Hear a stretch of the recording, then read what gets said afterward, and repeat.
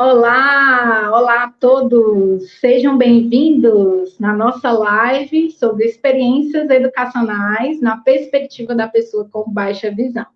Hoje estou trazendo aqui a Milena Rodrigues e a gente vai conversar, bater um papo super legal, um pouquinho sobre educação inclusiva, que é um tema bastante amplo, né? Que a gente vai trazer aqui um pouco para vocês, e vários outros assuntos. Vamos ouvir sobre a trajetória da Milena. Vamos saber das experiências dela, ela vai compartilhar com a gente.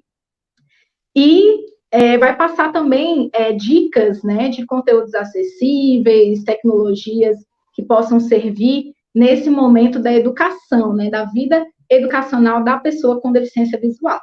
Eu me chamo Larice, faço parte da Vai By, que é uma empresa de tecnologia para a mobilidade de pessoas com deficiência visual. E para mim é um prazer estar aqui recebendo todos vocês. Sejam bem-vindos. Tudo bom, Milena? Tudo bem, você, Larice? Tudo bem também. Deixa eu só dar uma olhada aqui, Milena, nos comentários para saber se o pessoal está ouvindo direitinho. E aí eu faço mais uma apresentação, tá bom? E aí passo a palavra para você, tá certo? Tá certo, tá certo. Boa noite, pessoal. Vocês estão me ouvindo?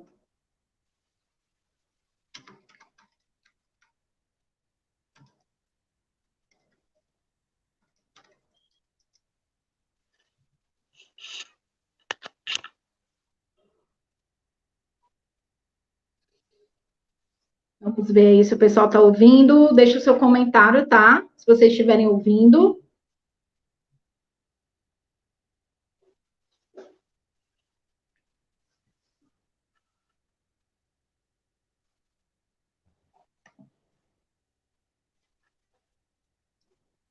Tá tudo ok com a live?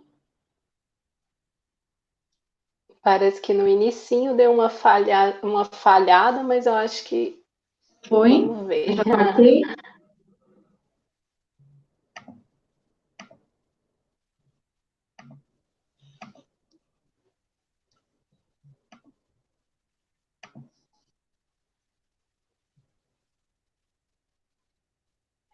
Beleza. Pois então, vamos lá. Vamos dar início aqui à nossa live. Pessoal, eu me chamo Larice, né? Como eu falei para vocês. Deixa eu me descrever aqui, tá? Eu tenho os cabelos castanhos escuros, longos. Eu tenho uma pele clara, tenho olhos castanhos também. Tenho estatura mediana. Estou vestindo, aqui estou sentada agora, estou vestindo a camisa da Vai Vai, tá certo? Que é uma camisa branca com verde, tá certo? Com o nome da logo da Vai Vai aqui à frente. Que mais que eu posso me inscrever? Acho que é isso. E você, Milena? Meu nome é Milena Rodrigues, é um prazer estar aqui falando com vocês. Eu tenho a pele branca, cabelos castanhos mais claro um pouquinho, longos, uso óculos de grau com armação vermelha e estou com uma blusa preta. Estou sentada também ao fundo, um quarto. Beleza.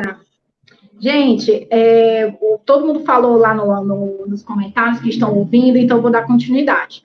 Pessoal, o objetivo da live de hoje é trazer informação, né? Divulgar informação para todos, que é importantíssimo.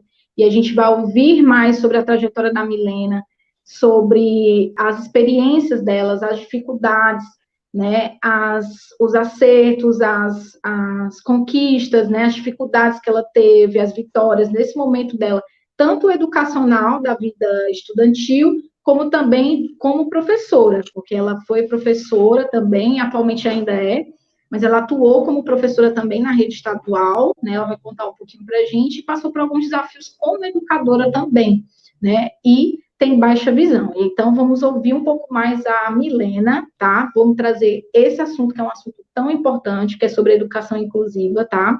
Para vocês. E vamos ouvir agora a Milena. Eu vou fazendo algumas perguntas para a Milena vai contando um pouco mais, e vocês fiquem à vontade para comentar aqui, tá? Eu consigo receber aqui os comentários, e aí, à medida que a gente for conversando, eu já vou passando alguns comentários aqui. né, alguns comentários de vocês, ou mesmo perguntas, ou vocês quiserem comentar alguma coisa durante a live, tá bom? Então, fiquem à vontade para comentar. Pois, Milena, Tá certo. deixa eu começar aqui com você. Eu queria que você me dissesse, Milena, você, né, se apresentasse um pouquinho, falasse sobre o seu trabalho atual, né? Qual é a sua formação, trouxesse aqui para a gente essas informações, tá bom? Sua idade, né? Se quiser dizer, tá? Fica à vontade. Tá certo, tá certo. Meu nome é Milena Rodrigues, como eu já tinha falado antes, né? Eu nasci com baixa visão, eu nasci com catarata congênita, e a catarata também é glaucoma congênito, né? São duas doenças aí congênitas que eu nasci com elas e tenho que lidar desde criança. Então, a minha trajetória de vida inteira é sempre com a questão da baixa visão, da deficiência visual. Então, até falo aí que eu tenho 29 anos de experiência com a baixa visão e com essas questões.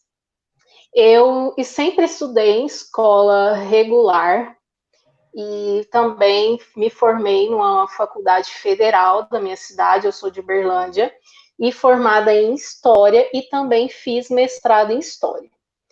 E logo após ter terminado a minha graduação, em 2012, eu passei num concurso público e fui dar aula no estado, como professora do estado de Minas Gerais. E, assim, foi uma experiência muito boa, que eu vou contar com mais detalhes depois. Mas em 2015, por conta da piora do meu glaucoma, e eu sinto muitas dores, inclusive essas dores são constantes, eu precisei afastar de sala de aula e afastar um pouco da vida louca que eu tinha, que era muito estudo, eu sempre gostei muito de estudar, sempre fui muito dedicada em relação a isso. E eu não queria deixar de ensinar, né? E como que eu ia fazer isso? Então, eu fiquei alguns anos aí pensando como que eu ia dar continuidade nessa questão da educação, porque é uma paixão que eu tenho. E aí, o ano passado, em junho, tá quase fazendo um ano, eu resolvi criar a minha página no Instagram, que é o @meinspira, para falar um pouquinho sobre baixa visão. E aí, uns meses depois que eu criei, eu sou para-atleta também, né, de atletismo desde 2013. Meu treinador, inclusive, falou assim para mim: Milena, hoje você passou a ensinar para muito mais pessoas, porque você está na rede social, você criou um Instagram, depois, se quiser criar outras páginas nas redes sociais, isso vai ser muito bom e vai levar o conhecimento da mesma forma. E a partir do momento que eu pensei assim, as coisas mudaram completamente, porque hoje eu tenho meus seguidores, eu tenho amigos que eu fiz com as redes sociais, pessoas que eu posso levar o meu conhecimento. Então, foi muito gratificante para mim. Sou palestrante, aí estou pensando em cursos, workshops, várias questões relacionadas ao conhecimento e à educação em si, porque não deixa de ser uma área da educação. Sem falar que sou também professora particular, tenho alguns alunos, muitos alunos me procuram às vezes para questões de redação, então tenho um contato muito grande com educação em si. Então é isso, resumidamente, um pouquinho da minha história. Show de bola. Nossa, Milena, um currículo bem vasto, hein? Bastante coisa, né? Bastante Muita. coisa. E ainda super jovem aí, a Milena. Nossa, muita coisa. E Milena, explica o que para a gente aqui que está assistindo, o que é ter baixa visão? Então, é muito interessante a gente pensar nessa questão, né? O que é a baixa visão? Porque está dentro das deficiências visuais, né? Da deficiência visual em si. E a baixa visão, até agora mesmo eu estava conversando sobre isso, que antes era conhecido como visão subnormal. E aí, ao longo dos anos, isso foi mudando. Inclusive, na década de 90, quando eu estava estudando, era conhecida assim, subnormal, né? Ainda hoje, algumas pessoas usam esse termo, mas hoje é baixa visão. que é o quê? É ter um resíduo visual. Você não enxerga 100%. Eu vou dar um exemplo da minha própria vivência. Por exemplo, eu uso óculos, aparentemente seria um óculos para correção, mas ele corrige menos de 10% só do meu olho esquerdo. O meu olho direito, ele é cego. Então, tem a lente aqui no óculos, mas é só por estética para não ficar feio, né? Seria muito estranho eu usar um óculos que tivesse lente só do olho esquerdo, né? E grossa, mas assim, mesmo com óculos, mesmo com outros recursos, eu enxergo menos de 10% só do meu olho esquerdo. E aí, a baixa visão, ela é bem mais ampla, porque eu, particularmente, tenho uma visão central, que eu consigo ver algumas coisas se eu olhar de perto, pegar meu celular, aproximar mais para o meu rosto, né, bem central. Outras pessoas podem ter outras características, como, por exemplo, a visão periférica, que aí ela vai, às vezes, virar o rosto assim para poder ver uma letra, ver a tela do celular ou do computador. Então, é bem ampla a questão, né? E as pessoas confundem muito, principalmente na fase da educação, que acha que a criança, principalmente quando criança, né, não enxerga nada. E ela enxerga algumas coisas sim, tanto que eu andava na escola, às vezes tropeçava, claro, batia nas coisas, mas sempre com uma independência muito grande, mas na hora das atividades, principalmente de leitura, de escrita, eu tinha muita dificuldade. E aí, a ponto de professores duvidarem, né, da deficiência em si, porque, como que ela anda sozinha, sem às vezes barrar em nada, e tem dificuldade, né, na hora de escrever, na hora de ler no quadro. Então, gera uma certa desconfiança, né?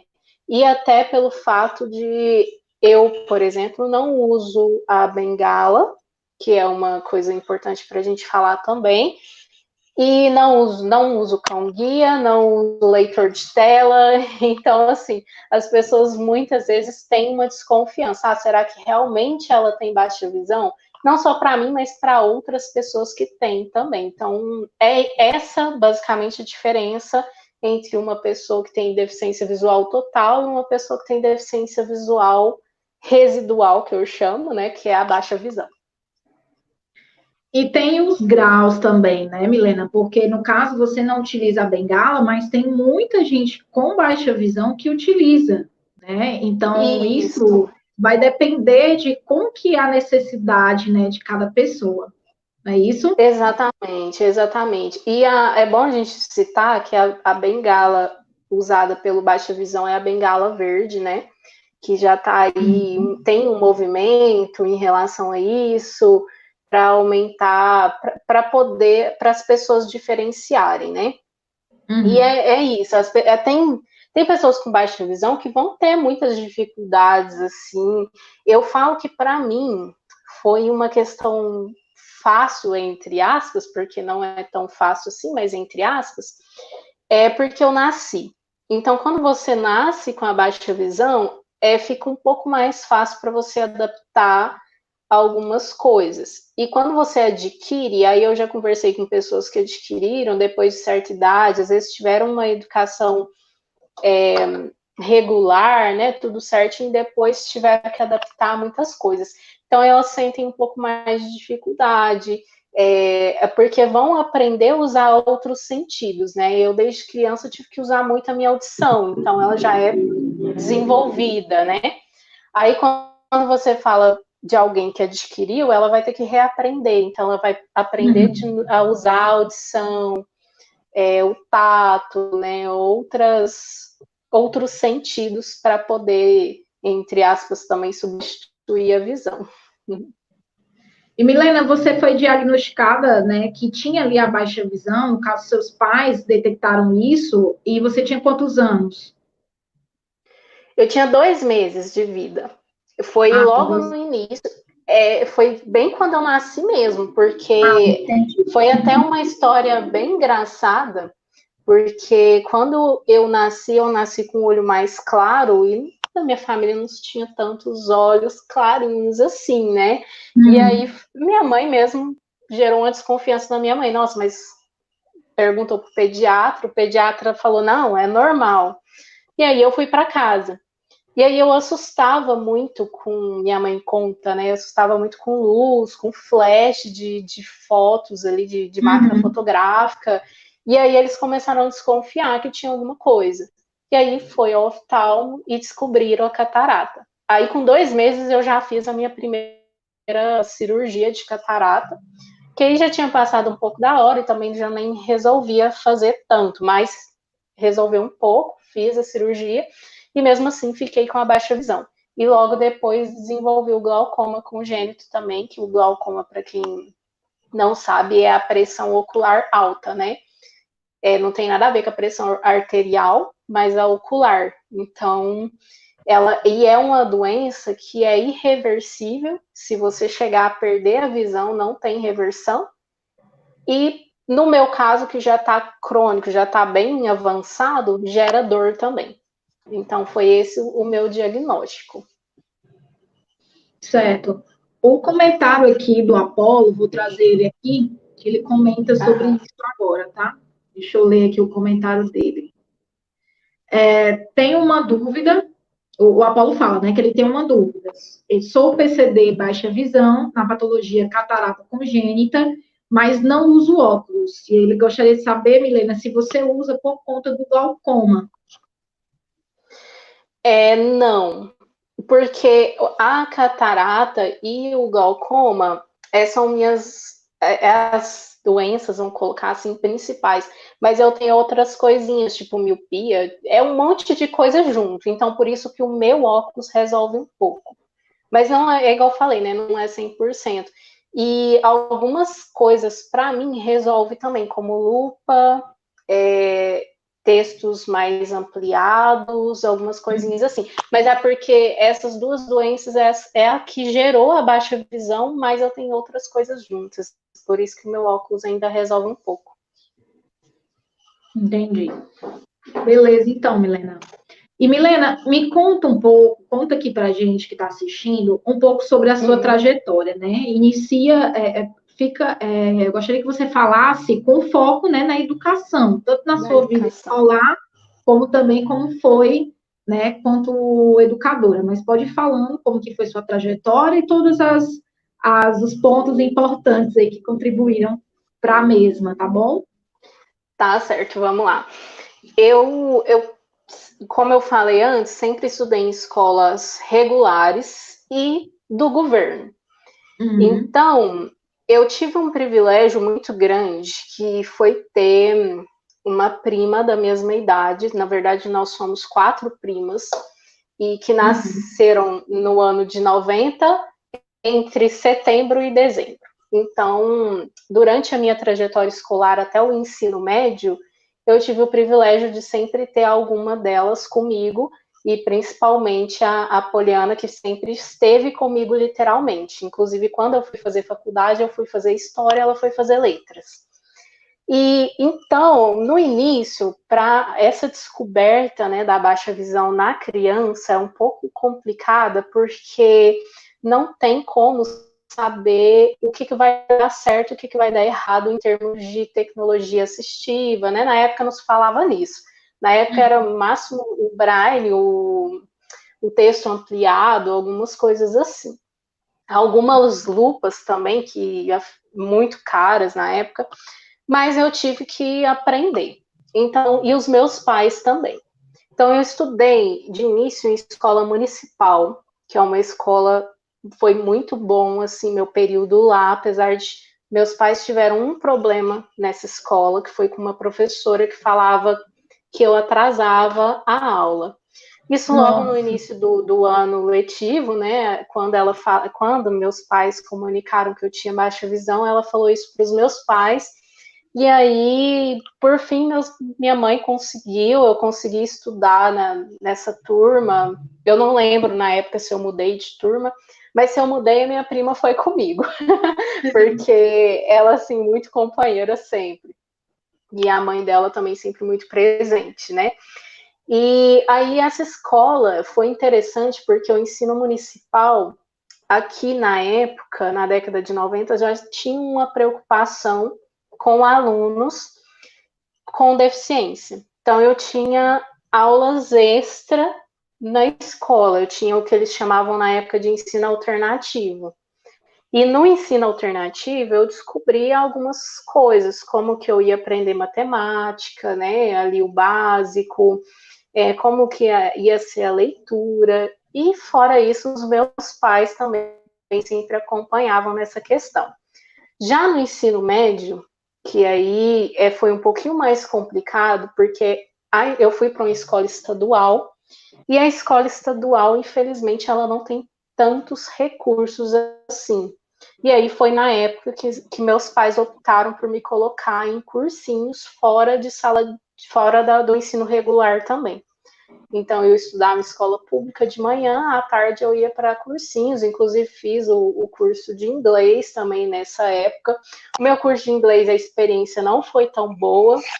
Hoje eu sei, porque na época eu não tinha noção disso, mas eles usavam muitas imagens, então tive muita dificuldade. Eu até cheguei a traumatizar com a língua inglesa, porque era muito difícil enxergar as imagens, entender e ainda falar em outra língua, né? Então, a metodologia não foi nada fácil.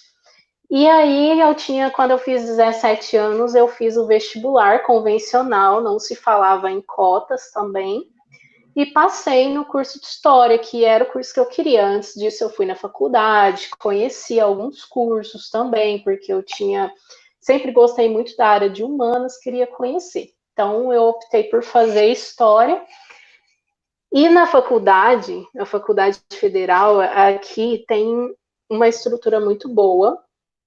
Na época, estrutura física não, porque ainda faltava muito em relação à acessibilidade, mas já tinha um órgão especializado para alunos com deficiência. Então, eu tive o tempo inteiro, durante o meu curso de graduação e de mestrado, monitores que me acompanhavam nas aulas. Eles faziam leituras de texto e gravavam em áudio para mim. Tive uma amiga também que ela já tinha vindo de uma experiência com outros colegas que tinham deficiência auditiva e visual, então ela já sabia muitas coisas. Então ela sempre me acompanhou ali. E mais uma vez meus pais sempre presentes. E acho que a faculdade foi aquele divisor de águas onde eu criei mais a minha independência, porque até o ensino médio eu tive o apoio da minha prima, meus pais, né, que iam na escola, e ali na faculdade, já passando por uma vida adulta, eu precisava dessa independência, e foi muito bom poder descobrir quais eram as minhas necessidades para poder estudar, para poder fazer algo que eu gostava tanto, que era leituras, ensino, sala de aula, como que eu ia fazer. Então, a minha trajetória escolar foi, como aluna, né, foi mais ou menos isso. Certo. E, Milena, quando você era estudante, né, conta pra gente como é que foi essa vivência na escola e as diferenças que você percebeu entre o período que você estudou na escola municipal, né, que era realmente ali, tinha uma estrutura melhor, não era? E em relação à escola estadual, né, no seu ensino médio, que já não tinha uma estrutura tão boa, então já foi mais difícil. Então, fala pra gente como é que foi nessa época da escola, assim, dá um pouco mais de detalhes e traz também essas diferenças. E aí depois eu vou trazer aqui uns comentários que eu estou percebendo aqui. Tá. Nessa transição entre a escola municipal e estadual, ficou bem claras as diferenças e as preocupações, né? Já na escola municipal, ali depois que você passa, esse não é o nome mais usado, mas na quinta série, sexto ano, sétimo ano, oitavo ano, nono ano, a gente já tem vários professores para uma disciplina, né? E aí, eu acho que foi nesse período na escola municipal que eu tive mais apoio por conta disso. São vários professores e eu precisava saber as várias disciplinas ali. Então eu percebi a diferença porque eles se preocupavam comigo. Falava assim, nossa, é uma prova ampliada, você está entendendo a matéria, quer que a gente grave, quer que a gente repita. Na época era mais o contato físico, não tinha tantas tecnologias. Então, professores que já se dispuseram a estudar comigo fora. E já no estado, isso era um pouco mais complicado, porque são vários alunos, a estrutura, desde o físico até o professor que está ali, o pedagogo que está ali, não estava preparado para receber o aluno com deficiência. E aí, depois que eu passei a ser educadora, eu entendi o motivo, porque no município eles têm cursos, né, de capacitação para professores. E nesses cursos eles se preocupam com isso. Já para o Estado, nem sequer tem cursos de capacitação, e quando tem, não é preocupado com isso, né? O que eles querem ali, quando o aluno está no ensino médio principalmente, é colocarem um aluno numa escola específica, numa escola eles chamam de especial, né? Para que lá ele vai ter todo o suporte. Mesmo assim, eu não sei, porque eu nunca estudei, nunca nem tive contato também com escolas que têm ensino especial, que eles chamam, que eu também não concordo muito com esse nome, mas eu não sei como que é. Então, é uma crítica que eu tenho, porque a partir do momento que você está no ensino regular, você tem a oportunidade de conviver com outros alunos. Então, no meu ensino fundamental, na escola municipal, os alunos também entendiam minhas necessidades, os professores se preocupavam em me incluir nas aulas. No ensino médio, que é algo mais focado para o vestibular, e também os alunos não se preocupavam tanto, é adolescente, está naquela transição ali, né? Já é bem mais complicadinho. Mas eu tive experiências divergentes e boas ao mesmo tempo, que me trouxeram assim uma visão da educação. Milena, é bacana isso daí que você trouxe para a gente agora, porque aí me faz pensar sobre a acessibilidade atitudinal, né? Porque na escola municipal era perceptível a atitude ali do educador, né? A postura da escola, dos professores, em lidar com a pessoa com deficiência, né? Dentro da escola. Então, e aí a gente vê a diferença quando, mesmo sem ter muita estrutura ou muito recurso, né, como você falou, não tinha tecnologia na década de 90, não era realmente aquele espaço ali, o melhor espaço ali para realmente promover a acessibilidade, mas nas atitudes, né, na disponibilidade deles, no atendimento deles. Olha, Milena, a gente se coloca aqui à disposição de fazer isso, né, de te ajudar. Então, isso é muito bacana, né? Por mais que, e aí eu já tiro um primeiro aprendizado aqui, que é, se você é educador, está numa escola, a sua atitude, pode ser que a escola não tenha estrutura, mas a sua atitude faz diferença, né? Como esse caso aqui que a Milena trouxe para a gente. A sua atitude faz. Então, comece por você, né? Com os recursos que você tem, da maneira como você pode. Então, isso é muito bacana, eu gostei muito aí dessa colocação da Milena. E outra coisa... Pode falar. Só vou trazer um exemplo de um professor de educação física dessa escola municipal, que, assim, eles desconheciam também, não era tão... Não se tinha tantos alunos com deficiência na década de 90, e eu era a única, eu acho. Não, mentira, eu tinha 2 alunas com baixa visão na escola municipal. Eu lembro perfeitamente que uma dessas alunas depois virou paratleta, é uma paratleta muito aí qualificada. E ela estudou comigo nessa época.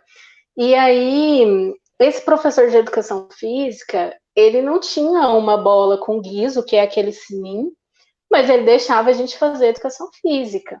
Ele não tirava a gente da aula por conta disso, né? Então, ele às vezes trazia algumas coisas. Eu jogava bola, eu jogava handball, não enxergava absolutamente quase nada, e mesmo assim estava ali com a turma, levando bolada na cara. Então, assim, é normal, né? E isso é legal, porque eu acho que essa experiência é muito rica, porque eu estou trazendo isso, lembrei, assim, de algo que foi sensacional, porque é melhor do que você excluir o aluno, deixar ele ali, não, ele tem deficiência, vai ficar sentado ali no banco, esperando 50 minutos da aula de educação física. E no estado, muitas vezes, nenhum dos alunos queria fazer a educação física, então ficava por isso mesmo, se eu não quisesse fazer, ninguém insistia, não olhava, então era assim. Então é uma das diferenças aí, né, que é uma coisa simples, mas é uma diferença que faz em relação à nossa experiência, impacta, né? Vale a pena. Exatamente, é bem de impacto mesmo. Gera impacto, né, na vida do estudante. E aí, ainda sobre isso, Milena, me fez lembrar daquela definição de diferença entre exclusão, segregação, integração e inclusão, né? Isso. Você quer falar um pouco sobre isso? Vamos lá, né? A exclusão, ela exclui, né? A segregação tá ali no exemplo que eu dei da escola especial. Uhum. E o outro, que é a inclusão, né? Que é o que eu falei, que é um exemplo que eu dei bem claro aí, de me incluir sem tecnologia, sem nada, sem recurso nenhum, o professor incluiu na aula. Então, essas as diferenças aí, né? Muito bacana. Vou trazer aqui alguns comentários, Milena. Gente, me perdoe aqui se eu olhar para o lado agora, mas é porque para eu ver os comentários eu preciso olhar para o computador, porque eu estou usando meu celular aqui na câmera, tá? Vamos lá. Esse comentário aqui da Sueli, ela pergunta, Sueli Silvana, quais recursos você utilizou, né, na sua época de estudante, para conseguir ler no quadro? Se você utilizou de algum recurso para isso? Eu tentei. Assim, eu sempre tive muita dificuldade com o quadro. Uma das opções que me ofereceram na época da escola municipal era eu poder levantar da minha carteira, ir até o quadro e escrever. Só que era muito complicado, isso tomava muito tempo, né? E aí eu tentei uma lupa também, mas para mim foi muito difícil. A minha visão para longe é muito complicada e eu não consegui adaptar. Então, o que fizeram que eu achei a melhor opção, porque aí os professores foram conversando comigo, né?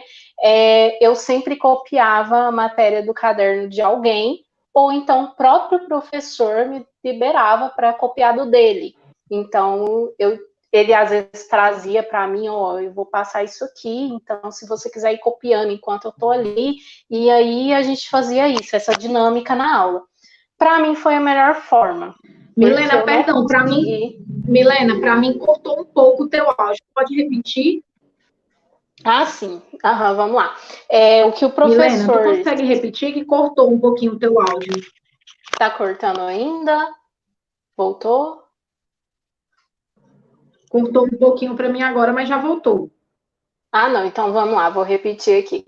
Eu falei que em relação aos recursos, eu não consegui me adaptar, porque a lupa, eu tentei a lupa para longe no quadro, não consegui. Uma das alternativas que me deram no início foi levantar, ir até o quadro, voltar para minha carteira, escrever. Só que eu também achei complicado, porque atrasava muito até a aula em si, né? Como eu estava numa sala de aula com vários alunos que copiavam normal, né, entre aspas aí, normal, eu não, então ia acabar realmente atrasando a turma. E aí a opção que me deram, que foi copiar do caderno de um colega, e aí eu sempre pegava da minha prima, né, porque eu tive esse privilégio, igual eu contei, ou então o próprio professor trazia o material para mim, no caderno dele, para eu copiar, até para forçar um pouco a escrita, né, ou então até impresso. Então, foram esses os recursos que eu consegui adaptar melhor. Foi mesmo eu copiando, eu pegando o caderno de alguém ou do próprio professor. Foi a melhor forma para mim. Certo. Chegou a usar algum livro adaptado, Milena? Não, livro não. Só o material em letras ampliadas e com contraste. Que, para mim, o melhor é o fundo preto, a letra branca. Mas, geralmente, era só o material com letras ampliadas. Certo. Esse foi o segundo comentário aqui da Sueli. Aí tem o comentário também da Rosana. Boa noite, sou Rosana de Pernambuco e ao cursar pedagogia tive que me virar apenas com um pendrive. E outra coisa aqui que não saiu aqui para mim no comentário. Depois comenta, Rosana, de novo, qual foi esse outro recurso aí que você utilizou. Teve que se virar aí com o pendrive, mas é precário ainda, né? De certa forma. Claro que já Isso vem que eu ia falar. melhorando, mas eu acredito que na Sim. época, ó, ela falou, ao cursar pedagogia, então eu acredito que isso já foi há algum tempo, né? Então foi o recurso que ela Aham. utilizou. Ó, eu entrei no meu curso de História, porque aí agora eu vou contar especificamente como que foi minha experiência na faculdade, que foi bem Certo. diferente, bem mais inclusiva. Eu, em 2008, eu entrei no meu curso na Faculdade de História, aqui na Federal de Berlândia, e aí lá já tinha esse órgão que eu tinha citado no início, especializado para atender alunos com deficiência visual, auditiva e outras deficiências. E Uhum. aí, lá, eles me ofereceram o recurso dos áudios, né? E eu fiz um curso que é leitura uma atrás da outra. Tinha semana que eu tinha 3, 4 livros para ler, para poder ir para a próxima aula. E mesmo depois, para fazer meu TCC, eu fiz iniciação científica, então eu era bem ativa na faculdade. E aí eles ofereceram isso, que tinha os computadores já com leitor, ou então esses áudios. E aí o pessoal, era uma equipe grande, sempre gravava e me mandava os áudios. Na época era gravador mesmo, esses gravador pequenininho, e a Uhum. gente tinha acesso ali aos livros. E o interessante é que muitos alunos também preferiram isso, porque aí o que acontecia? Eu estava ali na turma, e aí o pessoal cansava também de ler, é muita leitura. Então, passei esses áudios para frente. Então, não era só eu que tinha deficiência visual que ouvia, né?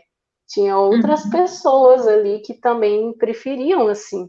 E como tem, né? Hoje muita gente prefere ouvir o áudio de um livro do que pegar e Uhum. ler, porque às vezes é até uma forma de descansar um pouco, porque o pessoal está bem ali na tecnologia computador, né, o tempo inteiro, então vai ler um livro para relaxar, prefere o livro no áudio. Então eu tive esses recursos na faculdade que me ajudaram muito. E aí, questão do quadro na faculdade é algo que não precisava tanto, já que as Uhum. aulas eram muito teóricas, e aí eu tinha que ler, fazer uma leitura de um texto, de um livro antes da aula, e depois a gente só fazia discussão em sala com o professor, e as provas também, a questão da prova, muito interessante, que eu gostava de escrever, ainda gosto muito do papel e da caneta. E as provas do meu curso eram bem dissertativas. Então era um tema e a gente tinha que escrever sobre esse tema. Então, eu mesmo escrevia, eles me davam era uma página, assim, com um texto base ampliado, e eu fazia a minha dissertação, a minha escrita ali do tema. Então, não tive grandes problemas, eu achei muito legal o jeito que a universidade trouxe isso. Eu fui uma das alunas que não repetiu nenhuma disciplina, pelo contrário, minhas notas sempre muito altas, porque eu me adaptei literalmente àquele sistema ali, e depois levei para o mestrado, e agora, posteriormente, quero levar para um doutorado também, que eu pretendo fazer, ou uma especialização, ou alguma coisa assim. Então, hoje eu já tenho a forma com que eu vou adaptar melhor.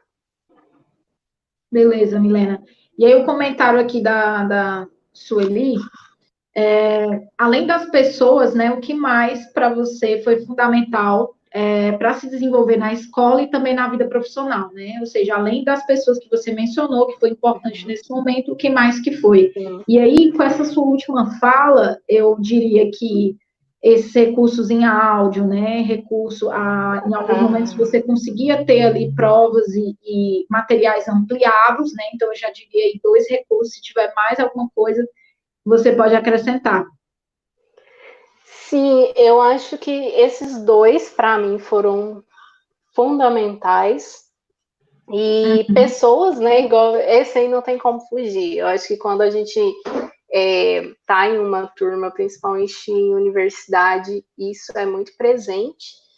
E hoje eu falo que para a minha atual profissão, que não saí da área da educação, as tecnologias é que me ajudam muito, é que estão bem presentes na minha vida, para começar aí pelo meu celular, que eu não saio sem. E na época que eu fiz faculdade, o celular não tinha tanta qualidade como tem hoje. Se tivesse, para quem está aí, né, pensando em fazer uma faculdade, é um recurso muito bom que a gente tem na mão. Que você pode fotografar um quadro, que você pode fotografar sei lá, um livro e dar um zoom e ampliar e conseguir ler, e até jogar isso para um PDF, para um Word e colocar em aplicativos. Então, hoje, eu acredito que hoje está muito mais fácil de se falar em acessibilidade do que na época que eu comecei meus estudos.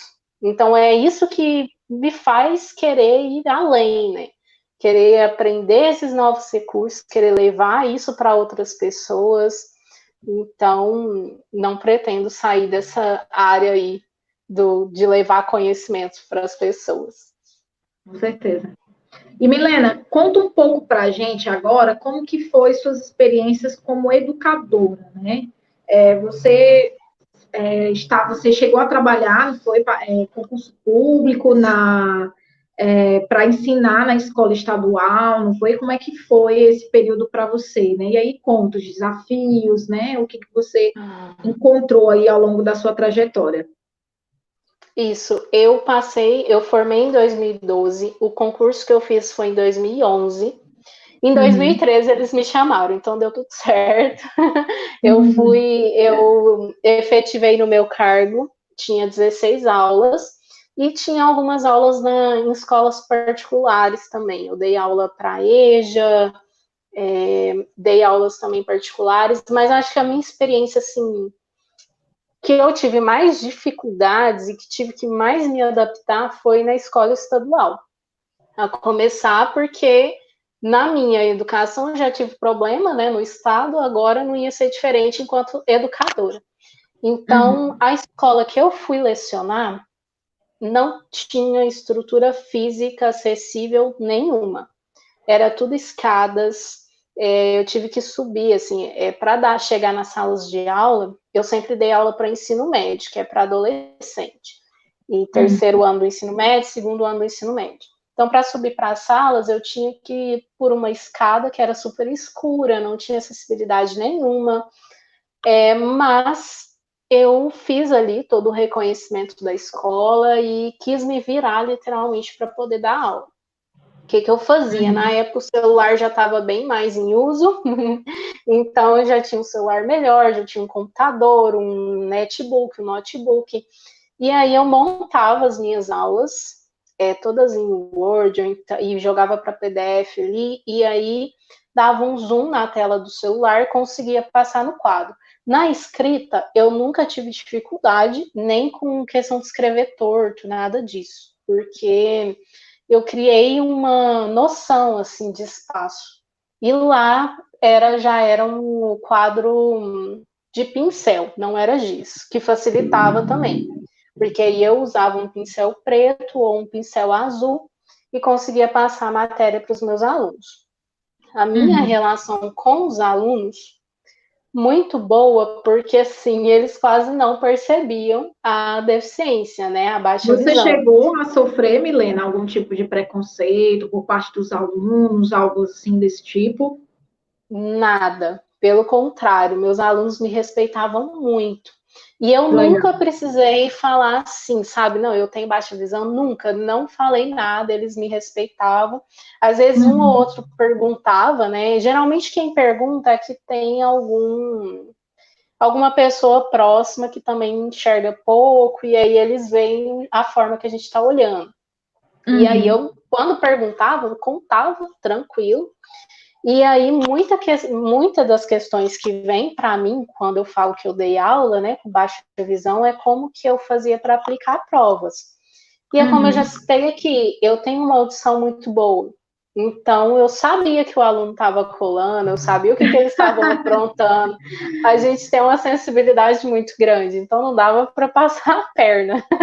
Mas, assim, muito bacana, sabe? Eu amei esse período dando aula, principalmente para adolescentes, porque eu acho que é uma fase ali que é de grande mudança, né? E às vezes eles enfrentavam professores que estavam ali há anos dentro da sala de aula, e eu entrei para dar aula, eu tinha 21 anos, eu era nova. E aí, por muitas vezes, inclusive, já me confundiram com alunos, porque eu sempre gostei muito de andar de tênis, calça jeans, camiseta, né?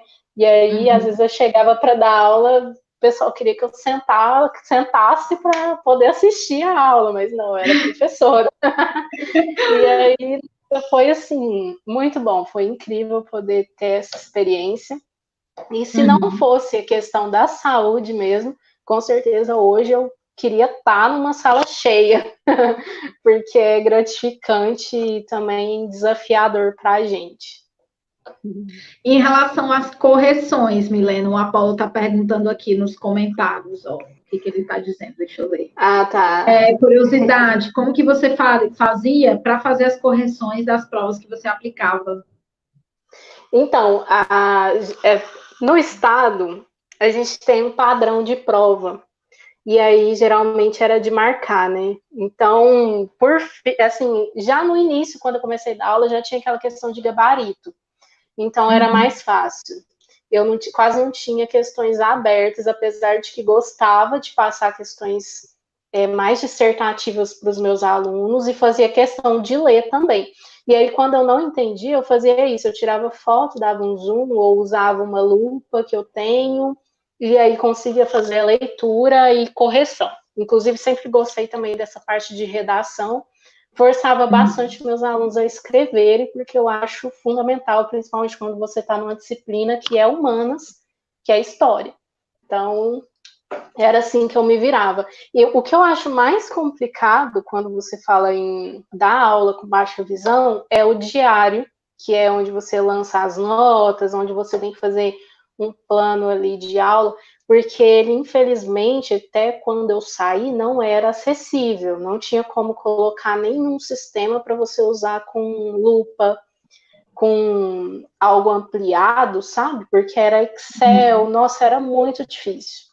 E aí, esse eu precisava de ajuda. Na época, eu morava com os meus pais ainda, então minha mãe sempre teve que me ajudar ali um pouquinho, a minha irmã também, mas era só nessas questões. Era coisa que, se eu tivesse mais tempo, eu faria sozinha, porque eu ia fazendo devagar, mas a gente tem prazo a cumprir, então isso aí eu precisei sim de ajuda. Acho que, no mais, foi só essa questão mesmo do diário. Eu espero que hoje já esteja melhor aí, bem mais acessível.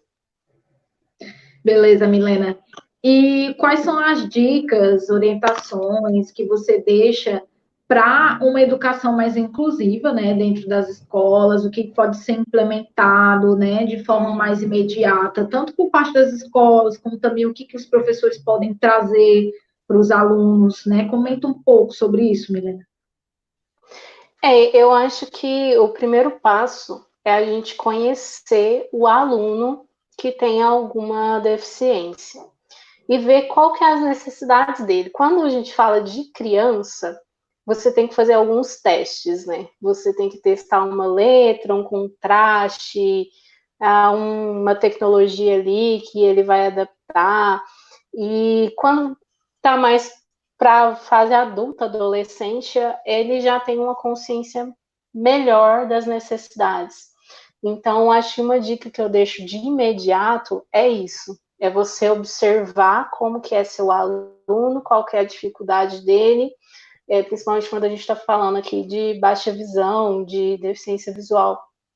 Porque se você entender, se você fizer alguns testes rápidos ali com o tamanho da fonte, pega um papel ali, imprime várias letras, sabe?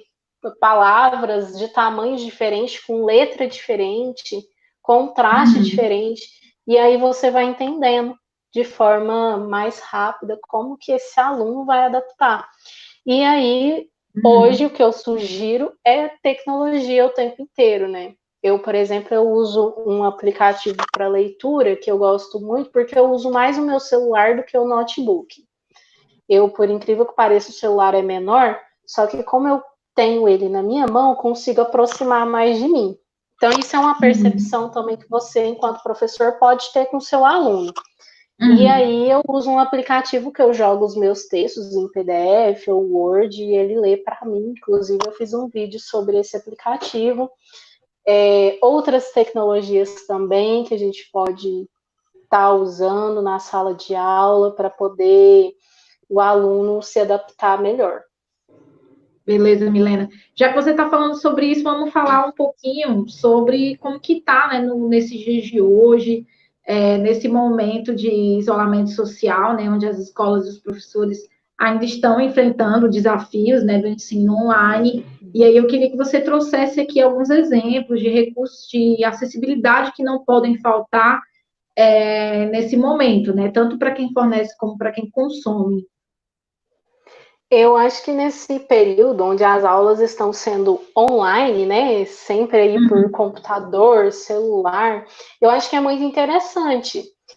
Até uma oportunidade da criança, do adolescente, do adulto, saber as tecnologias que ele tem na mão, principalmente quando a gente fala assim, né, de tecnologia, e pensar como que isso pode ajudar lá na frente, né, para que ele quando voltar as coisas ao normal, for para uma sala de aula, como que isso pode auxiliar, por exemplo, falando de faculdade, né, hoje eu tive um ensino todo presencial ali em sala de aula, livros ali na minha mão, e agora não, agora tá impossível de ter aula assim, é só online, então é onde as pessoas vão descobrir essas novas tecnologias para auxiliar a vida delas. Então, eu acho que é isso, sabe? A gente aproveitar as oportunidades, a gente tem que aproveitar, não ver só o lado ruim. É ruim ficar sem socializar, sem ter um contato, sim, mas também pode ser bom para a questão do conhecimento em si e do autoconhecimento, que é conhecer suas próprias necessidades. E aí, nesse momento agora, o pessoal está usando ali mais os recursos online, as plataformas, né? E aí ir se adaptando e mexendo, né, nessas plataformas, encontrando quais delas ficam melhor. A gente da Vai Vai fez umas reuniões que a gente estava passando os conteúdos de auxílio, né, à mobilidade de uma cliente nossa. E aí a gente estava utilizando, Milena, a plataforma do...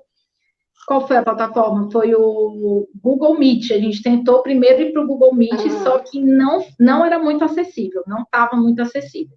E aí a gente foi para o Zoom, né? A gente trocou a plataforma, não, vamos lá, vamos para o Zoom, que no Zoom ela vai conseguir entrar direitinho e tudo mais. Então, é ir se adaptando. Poxa, não deu certo eu usar essa plataforma aqui, deixa eu experimentar essa outra, e aí vou sugerir essa outra, então, para a gente ficar utilizando, né? Para todos nós utilizarmos. Tem pessoas que também auxiliam, né, nesse momento também, tem outros professores, até mesmo pessoas que podem ser professores particulares nesse momento, né, de passar esse conteúdo em prol da acessibilidade ali de uso dessas plataformas, né?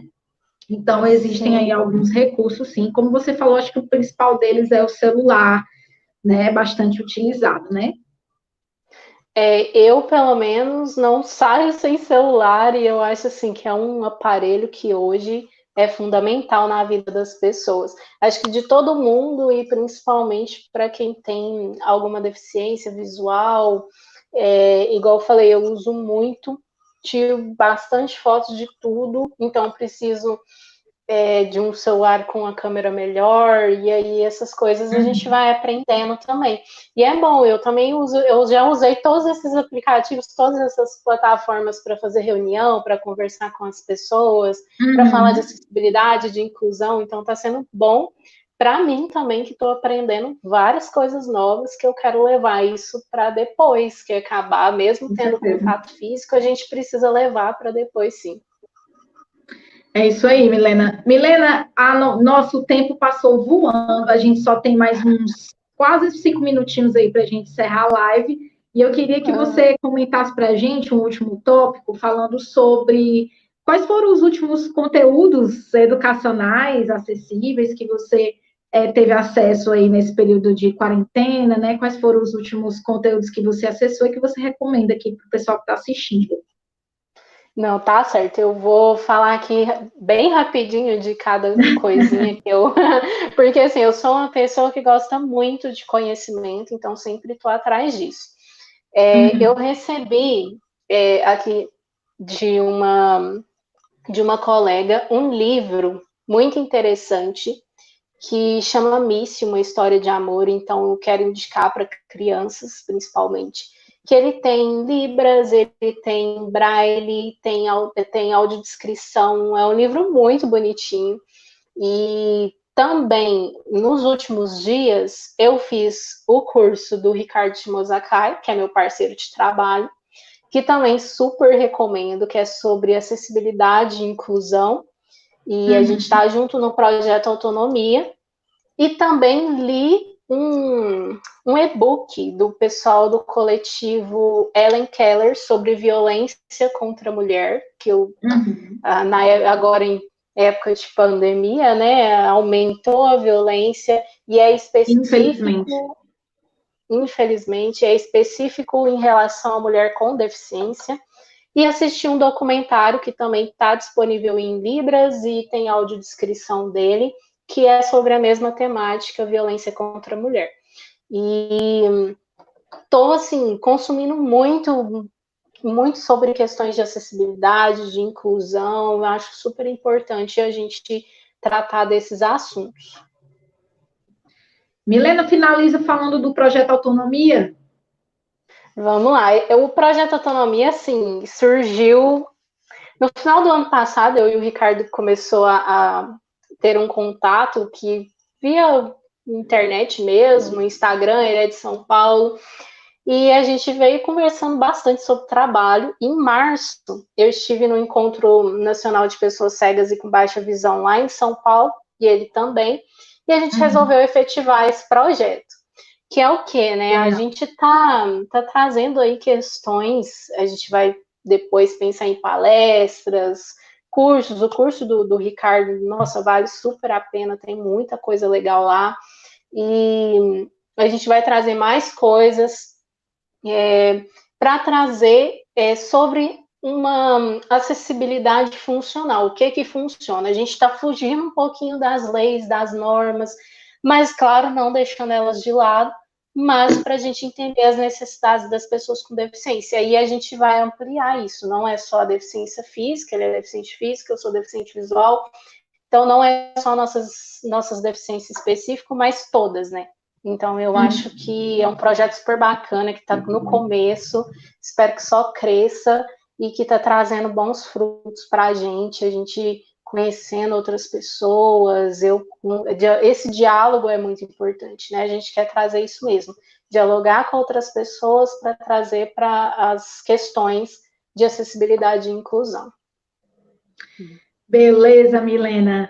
Gente, foi super legal, hein, esse papo. Gostei muito. Quero agradecer aqui, deixar os meus agradecimentos para vocês. Foi muito bacana aí o pessoal interagindo também aqui nos comentários. Alguns eu não li, pessoal, ou pela questão do tempo, ou também porque em algum outro momento a gente já havia mencionado aqui na live, tá?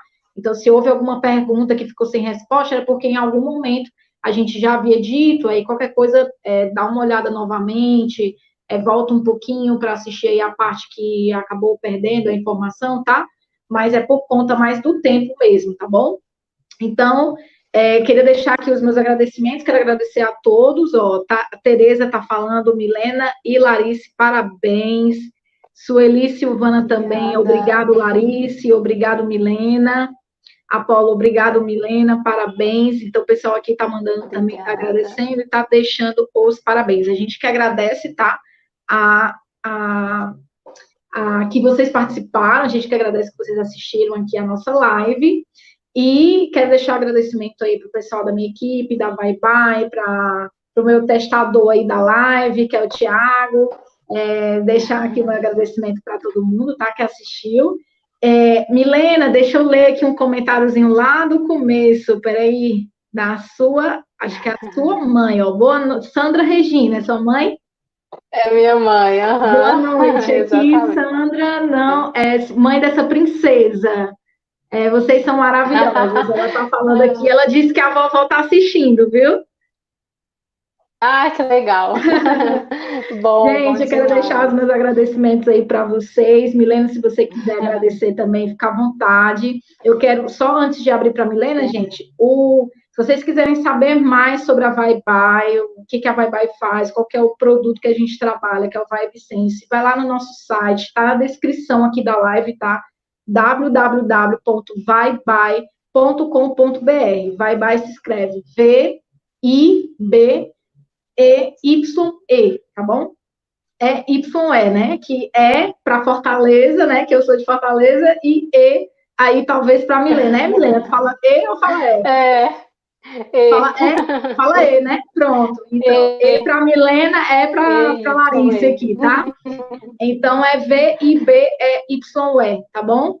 www.vaibai.com.br. E também deixei as redes sociais aqui da Milena, tá? Quem quiser dar uma conferida lá, @meinspira com Y, tá? MYN, né? Ajuda aí, Milena. Pode falar aí suas redes e deixar seus agradecimentos. É isso mesmo, gente. Quero agradecer. E qualquer coisa, meu Instagram é o Me Inspira, MYNSPIRA.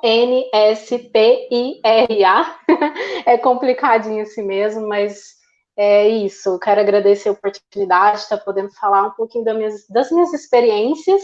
Convidar vocês a irem lá no Instagram, tem o canal no YouTube também, tem o Projeto Autonomia, então fiquem à vontade. E perguntas que tiverem também, pode irem lá no direct, sempre estou à disposição. Foi muito bom. Me agradeço você, Larissa. Obrigada, Milena. Eu que te agradeço aqui por ter vindo para cá, por ter participado aqui com a gente da live. Pessoal, se inscrevam no canal, deixem um like de vocês e fiquem à espera aí das próximas lives, dos próximos conteúdos que a gente vai postar por aqui, tá bom? Então é isso. Um beijo para vocês. Tchau, tchau. Fiquem com Deus e muito obrigada.